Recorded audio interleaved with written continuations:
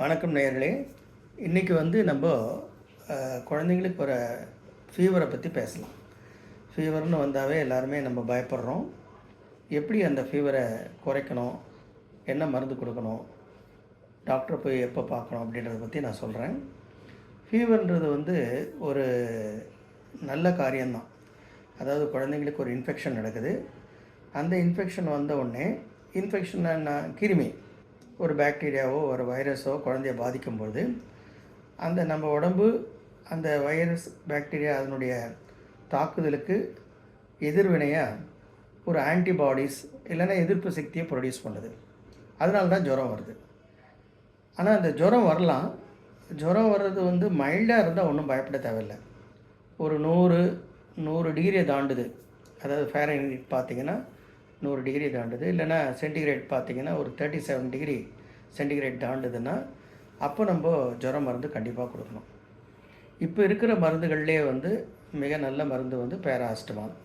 Various அது வேரிய பல பேர்களில் வரும். நீங்கள் ஏதாவது ஒரு பேராசிட்டமால் தெரிஞ்சு வச்சுக்கணும். டாக்டர்கிட்ட போகும்பொழுது, சார் நாங்கள் டாக்டர் இந்த மாதிரி தூரில் இருக்கிறவங்கள பார்க்க முடியாது, ஜுரம் வந்தால் என்ன மருந்துன்னு இந்த மருந்து.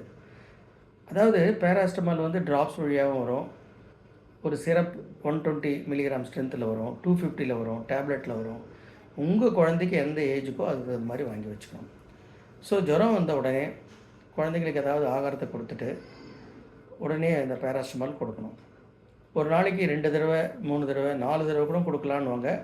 நான் எப்பவுமே சொல்கிறது 3 தடவைக்கு மேலே வேண்டாம். ஏன்னா எல்லா பேராசிட்டமால் மருந்துகள்லாம் லிவர் வழியாக தான் போகுது. ஸோ அதனால் நிறைய கொடுத்துக்கன்னா குழந்தை டல்லாகிடும். அதனால் குழந்தைங்களுக்கு ஜுரம் வந்ததுன்னா கொஞ்சம் சம்டைம்ஸ் ஒரு ஈரத்துணியை கூட துடைக்கலாம். துடைச்சி உடனே பேராசிட்டமால் கொடுக்கணும். இந்த மாதிரி பண்ணால் உடனே ஜுரம் நல்லாயிடும். ஒரு நாள் பார்க்கலாம், 2 நாள் பார்க்கலாம். இந்த 2 நாளில் ஜுரம் குறையலைன்னா நம்ம டாக்டர்கிட்ட போயிடணும். ஏன்னா அவர் ஜுரத்துக்குரிய காரணம் இது எதனால் வந்திருக்குதுன்றதை டெஸ்ட் பண்ணி பார்ப்பாங்க.